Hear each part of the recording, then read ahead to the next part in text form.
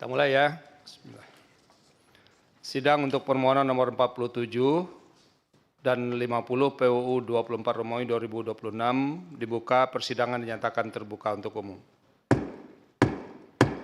Selamat siang, Assalamualaikum warahmatullahi wabarakatuh. Salam sejahtera untuk kita semua. Silakan untuk permohonan nomor 47 memperkenalkan diri, siapa yang hadir? Baik, Yang Mulia. Assalamualaikum warahmatullahi wabarakatuh. Waalaikumsalam. Kami perkara 47. Permohonan, Pak? Iya.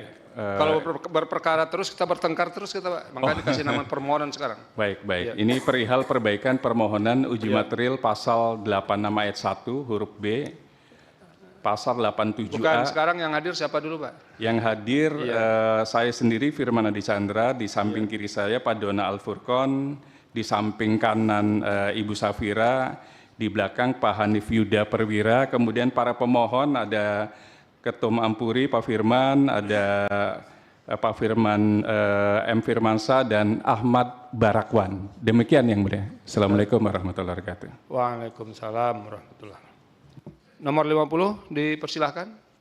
Siapa yang hadir? Pak Refli itu udah lagi mengurangi bicara bulan puasa, Pak. Jadi Bapak aja begitu.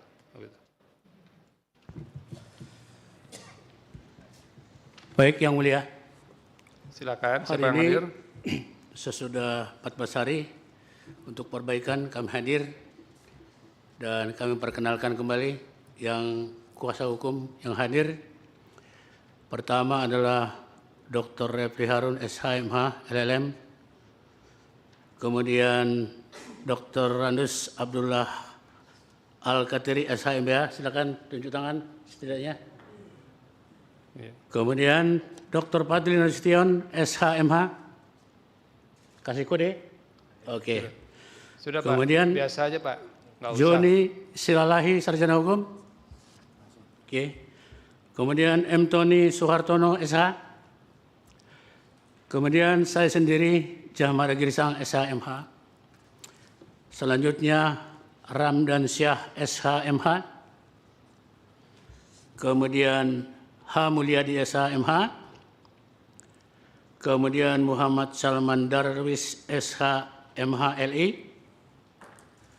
Dan Saudara Ajis Yanuar, SHMH MM. Demikian Yang Mulia, kuasa hukum yang hadir hari ini. Terima kasih.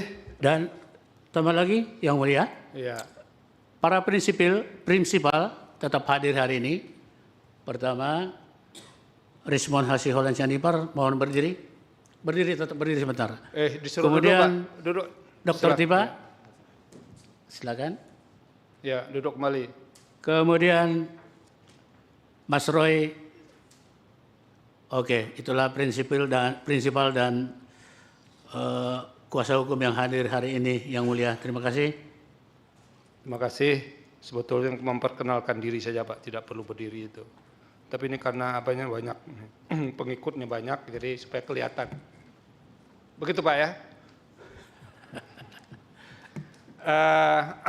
Kami sudah menerima perbaikan permohonan dari kedua permohonan ini. Sesuai dengan nasihat sebelumnya, tolong disampaikan ke kami perbaikan apa saja yang dilakukan tanpa perlu menyebutkan itu di halaman berapa, biar kita cek. Jadi tidak perlu disampaikan lisan. Silakan untuk 47, dimulai dari 47.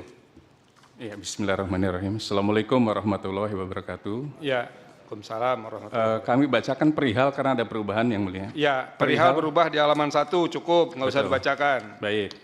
Oke, di halaman berapa Perihal lagi? berubah, kemudian di bagian kewenangan Halaman telah berapa? dibuat dan dilengkapi dengan disesuaikan dengan kaidah peraturan Mahkamah Konstitusi. Oke, itu Kemudian- halaman 5 sampai halaman. Halaman 5 sampai halaman 9. Oke. Lanjut. Kemudian di legal standing, bagian legal standing kita sudah rubah juga sesuai dengan Kami, arahan. Pak, bukan kita, Pak. Kami sudah rubah. Kami, betul. Kalau kita nanti saya ikut mengubah punya Bapak jadinya. Baik, Yang Silakan. Mulia. Baik, kami sudah rubah sesuai arahan dari majelis Ya, legal standing, jadi lebih kuat lagi Yang Mulia. ya kuat tidaknya nanti kami yang nilai, Pak. Baik Yang Mulia. Lanjut. Kemudian Pasal yang diuji 6 pasal ada perubahan. Ya. Di sini tadinya ada pasal 1, sekarang tidak ada pasal 1, jadi hanya pasal 86 ayat 1 huruf B, pasal 87A, pasal 88A, pasal 96 ayat 5 huruf D dan E, pasal 97 ayat 1 dan ayat 2 huruf B dan huruf D, kemudian pasal 110 ayat 1 dan ayat 2 huruf B dan huruf D. Oke. Batu ujinya masih tetap sama Yang Mulia, di pasal 27 ayat 1, pasal 28D ayat 1, pasal 28G ayat 1, pasal 28I ayat 4, dan pasal 29 ayat 2 Undang-Undang Dasar Negara Republik Indonesia. Kemudian dalil permohonan telah menyesuaikan dengan objek permohonan, yaitu 6 pasal, dan telah menambahkan dalil-dalil lainnya yang menguatkan permohonan. Petitum di Silakan sini. dibacakan. Oke, langsung petitum Yang Mulia ya. Coba suara Ibu itu biar kita dengar juga, Pak. Apa-apa aja dari Oke, tadi. baik.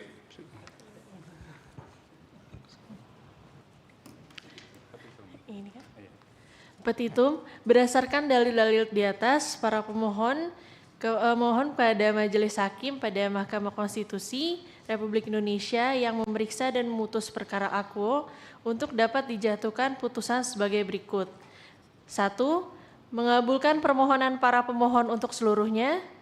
2. Menyatakan pasal 86 ayat 1 huruf B Undang-Undang Nomor 14 Tahun 2025 tentang perubahan ketiga atas Undang-Undang Nomor 8 Tahun 2019 tentang penyelenggaraan ibadah haji dan umroh bertentangan dengan Undang-Undang Dasar Negara Republik Indonesia tahun 1945 dan tidak mempunyai kekuatan hukum yang mengikat. 3. Menyatakan secara mutatis mutandis semua frasa umrah mandiri dalam pasal 87A, pasal 88A, pasal 96 ayat 5 huruf D dan huruf E, pasal 97 ayat 1 huruf A dan huruf B, Undang-Undang Nomor 14 Tahun 2025 tentang perubahan ketiga atas Undang-Undang Nomor 8 Tahun 2019 tentang penyelenggaraan ibadah haji dan umroh. Bertentangan dengan Undang-Undang Dasar Negara Republik Indonesia tahun 1945 dan tidak mempunyai kekuatan hukum mengikat. 4. Menyatakan pasal 110 ayat 1 dan ayat 2 huruf B dan huruf D Undang-Undang Nomor 14 Tahun 2025 tentang perubahan ketiga atas Undang-Undang Nomor 8 Tahun 2019 tentang penyelenggaraan ibadah haji dan umroh bertentangan dengan Undang-Undang Dasar Negara Republik Indonesia tahun 1945 dan tidak mempunyai kekuatan hukum yang mengikat. 5. Menegaskan bahwa keberadaan peraturan pelaksana tidak dapat dijadikan dasar pembenar atas kekosongan norma, ketidakjelasan pengaturan atau pelepasan tanggung jawab konstitusional negara yang bersumber dari norma undang-undang yang bertentangan dengan Undang-Undang Dasar Negara Republik Indonesia tahun 1945. 6. Memerintahkan pemuatan putusan ini dalam Berita Negara Republik Indonesia sebagaimana mestinya, atau apabila Ketua Majelis Hakim, Mahkamah Konstitusi dan Majelis Hakim memeriksa perkara akuo berpendapat lain, mohon putusan yang seadil-adilnya. Cukup, Bu? Ex aquo et bono. Cukup? Cukup. Itu untuk mutatis mutandis itu apa maksudnya, Bu? Di angka 3 itu. Mutatis mutandis itu artinya pertama gabungan dari 4 pasal yang tadinya kita pisah Yang Mulia. Jadi secara komprehensif kita dijadikan satu posita dan satu petitum. Oke, itu aja. Betul Yang Mulia. Oke, nanti dicek lagi di rumah, Pak ya. Mutatis mutandis itu apa maksud? Baik Yang Mulia. Terima kasih. Permohonan nomor 50. Tolong disampaikan apa saja yang diperbaiki dan di halaman berapa, Pak Refli ya. Iya, terima kasih Yang Mulia Profesor Salistra, Dr. Adis Kadir dan Dr. Ridwan Mansur. Permohonan yang kami perbaiki ini cukup banyak signifikan perubahannya. Ya. Jadi kalau tadi 46 paragraf sekarang menjadi 92 paragraf. Gara-gara Yang Mulia memberikan banyak nasihat, jadi kami ikuti nasihat tersebut. Ya. Kemudian dalam bagian awal ya, tetapi kami ingin mengatakan bahwa ini diajukan oleh pemohon pertama Dr. T. Fauziatia Suma, Pemohon kedua Dr. KRMT Roy Suryono di Itu Projo. kemarin nggak berubah ya pemohonnya ya? Iya, tidak Dilanjutkan berubah. saja Pak Pemohon Refli. ketiga Dr. Rizwan Hasiholan. Urutan yang mulia, penegasan saja. Silakan. Kemudian soal kewenangan Mahkamah Konstitusi kami tambahkan soal PMK nomor 7 tahun 2025 sebagaimana dinasihatkan yang mulia pada sidang pendahuluan kemarin. Oke, di halaman 4. Nah, ya di halaman 4. Kemudian kedudukan hukum legal standing pemohon kami berusaha mengkaitkan apa yang dialami oleh prinsipal. Kami sertakan bukti Jokowi's White Paper, buku karya mereka, dan juga kami sertakan penetapan mereka sebagai tersangka dan uraian-uraian yang menjelaskan kerugian konstitusional yang mereka alami, yang bukan hanya potensial tapi juga faktual akibat adanya pasal-pasal yang dimohonkan, karena secara nyata dan faktual mereka ditersangkakan dengan pasal-pasal yang kami mohonkan. Itu yang mulia. Ya. Sementara pasal-pasal yang kami mohonkan itu yang mulia ada pengurangan dan ada penambahan. Jadi pengurangannya itu, penambahannya dulu ya. Penambahannya itu kami sertakan jungto-jungtonya. Misalnya pasal Undang-Undang ITE itu sanksi pidananya ada di pasal lain, kami tambahkan. Tapi esensinya sama. Kemudian yang kami kurangi adalah pasal 32 ayat 2. Itu tidak kami masukkan karena ternyata tidak masuk dalam penersangkaan. Dan kemudian kami juga masukkan pasal baru 243 ayat 1 Undang-Undang nomor 1 2023 tentang Kitab Undang-Undang Hukum Pidana yang baru. Itu terkait dengan ujaran kebencian. Jadi pasal 622 huruf R itu menghapuskan pasal 28 ayat 2. Tapi kami tetap tandem karena argumentasinya kurang lebih sama dan kemudian masih dipakai dalam panggilan terakhir oleh Polda Metro Jaya. Jadi kami tandemkan 28 dan kemudian kalau dia digantikan dengan pasal 243 ayat 1 tersebut. Itu mengenai yang dimohonkan. Kemudian mengenai pokok-pokok permohonan kami menambahkan satu batu uji yaitu tentang negara hukum pasal 1 ayat 3 Undang-Undang Dasar 1945. Dan kemudian kami uraikan secara lebih banyak hal-hal yang perlu dan penting untuk diuraikan. Dan ini berada dalam, termasuk juga kami misalnya tambahkan bahwa kecenderungan defamation atau pencemaran nama baik itu dihapuskan di negara-negara lain sebagaimana pernah disampaikan di sidang ini juga.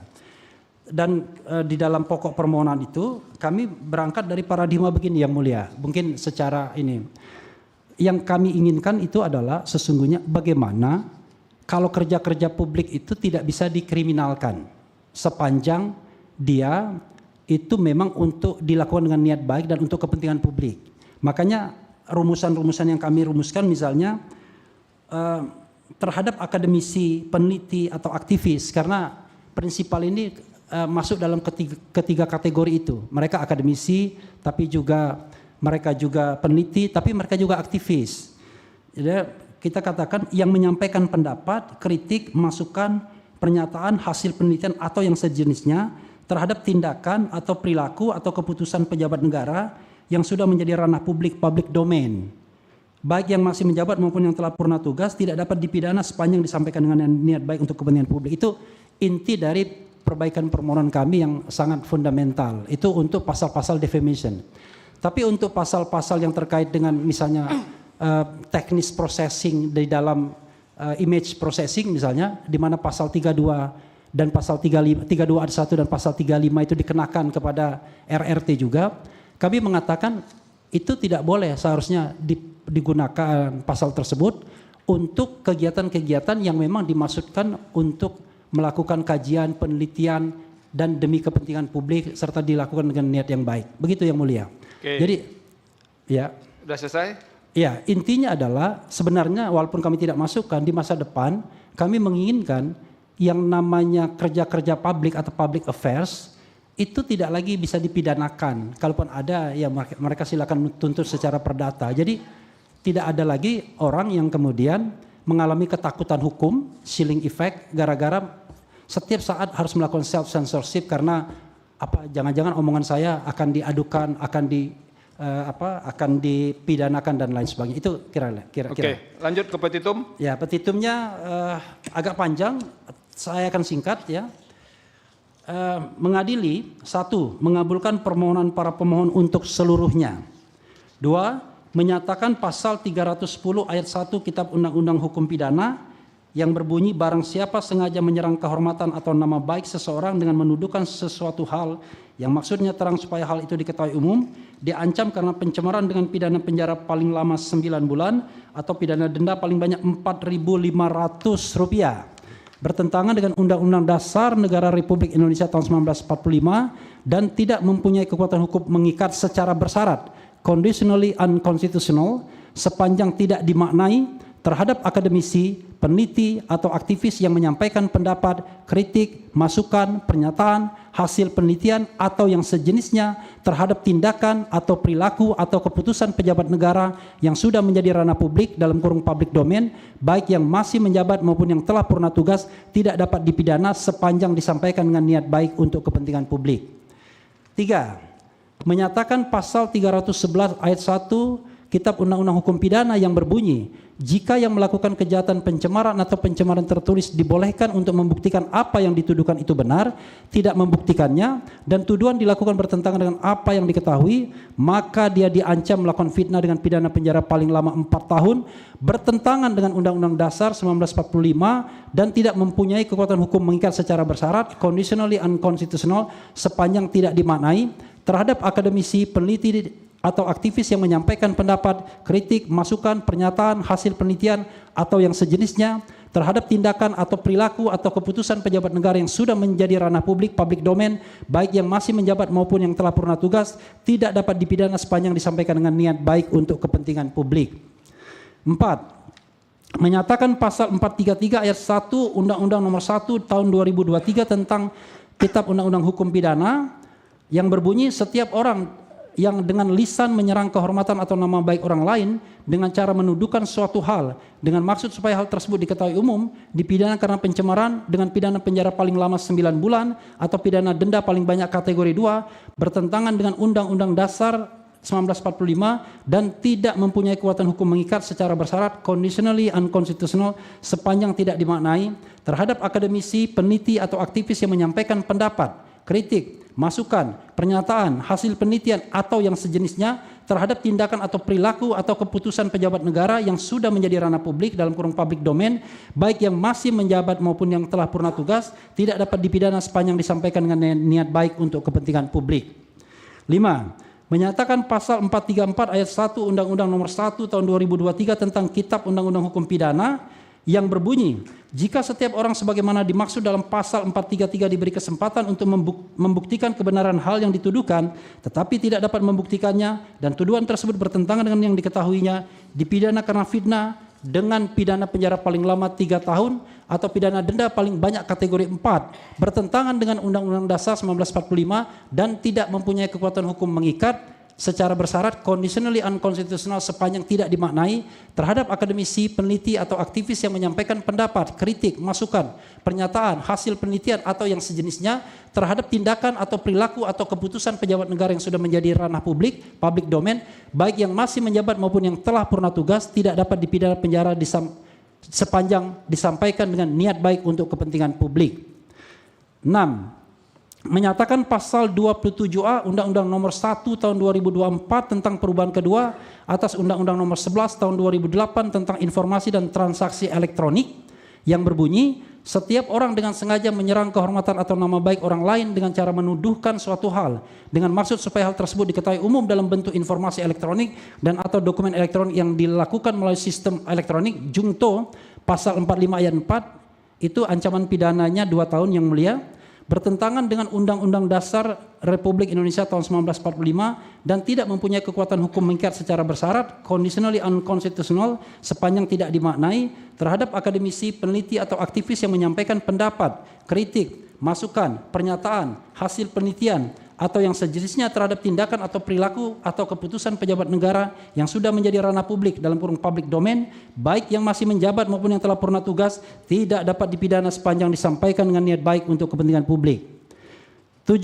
menyatakan pasal 28 ayat 2 Undang-Undang Nomor 1 Tahun 2024 tentang perubahan kedua atas Undang-Undang Nomor 11 Tahun 2008 tentang informasi dan transaksi elektronik yang berbunyi, setiap orang dengan sengaja dan tanpa hak mendistribusikan dan atau mentransmisikan informasi elektronik dan atau dokumen elektronik yang sifatnya menghasut, mengajak atau mengaruhi orang lain sehingga menimbulkan rasa kebencian atau permusuhan terhadap individu dan atau kelompok masyarakat tertentu berdasarkan ras, kebangsaan, etnis, warna kulit, agama, kepercayaan, jenis kelamin, disabilitas mental atau disabilitas fisik, Jungto pasal 45 ayat 2 yang mulia, ancaman hukumannya 6 tahun.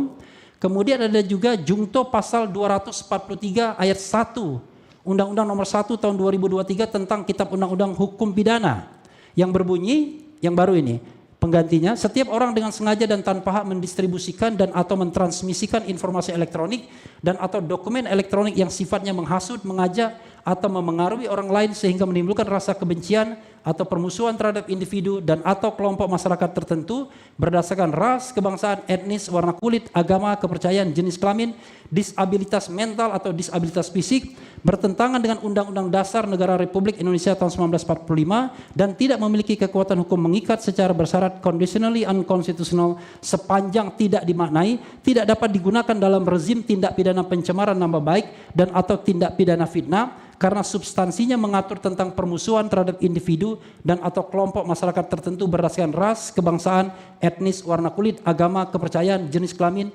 disabilitas mental atau disabilitas fisik karena faktanya digunakan dalam pencemaran nama baik pasal ini. Kemudian 8 pasal 32 ayat 1 Undang-Undang Nomor 11 Tahun 2008 tentang informasi dan transaksi elektronik yang berbunyi, setiap orang dengan sengaja dan tanpa hak atau melawan hukum dengan cara apapun mengubah, menambah, mengurangi, melakukan transmisi, merusak, menghilangkan, memindahkan, menyembunyikan suatu informasi elektronik dan atau dokumen elektronik milik orang lain atau milik publik, Jungto pasal 48 ayat 1 yang mulia yang ancaman hukumannya 8 tahun penjara, bertentangan dengan Undang-Undang Dasar Negara Republik Indonesia tahun 1945 dan tidak mempunyai kekuatan hukum mengikat secara bersyarat, conditionally unconstitutional sepanjang tidak dimaknai. Ketentuan tersebut tidak berlaku terhadap kegiatan rekonstruksi, simulasi, penandaan atau pengujian data elektronik yang dilakukan dalam rangka penelitian atau verifikasi ilmiah sepanjang dilakukan dengan niat baik untuk kepentingan publik. 9. Menyatakan pasal 35 Undang-Undang Nomor 11 Tahun 2008 tentang informasi dan transaksi elektronik yang berbunyi, setiap orang dengan sengaja dan tanpa hak atau melawan hukum melakukan manipulasi, penciptaan, perubahan, penghilangan, pengerusakan informasi elektronik dan atau dokumen elektronik dengan tujuan agar informasi elektronik dan atau dokumen elektronik tersebut dianggap seolah-olah data yang otentik, Jungto pasal 51 ayat 1 dengan ancaman hukuman 12 tahun penjara, bertentangan dengan Undang-Undang Dasar Negara Republik Indonesia tahun 1945 dan tidak mempunyai kekuatan hukum mengikat secara bersyarat, conditionally unconstitutional sepanjang tidak dimaknai. Ketentuan tersebut tidak berlaku terhadap kegiatan rekonstruksi, simulasi, penandaan atau pengujian data elektronik yang dilakukan dalam rangka penelitian atau verifikasi ilmiah sepanjang dilakukan dengan niat baik untuk kepentingan publik. Ini yang dilakukan oleh prinsipal.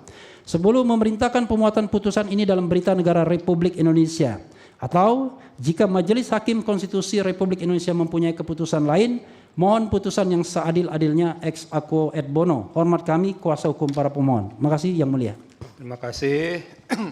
Jadi sidang kita hari ini pendahuluan dengan agenda mendengarkan pokok-pokok permohonan sudah didengar dan dengan ini kami nyatakan bahwa perbaikan permohonan ini kami terima. Dalam pengertian kami bertiga nanti akan menyampaikan ini di dalam rapat permusyawaratan hakim untuk kedua permohonan ini. Nanti RPH lah yang akan memutuskan bagaimana ini permohonan ini. Diputus langsung atau dibawa ke pleno terlebih dahulu. Itu di antara alternatifnya. Bisa saja nanti dilihat lebih jauh.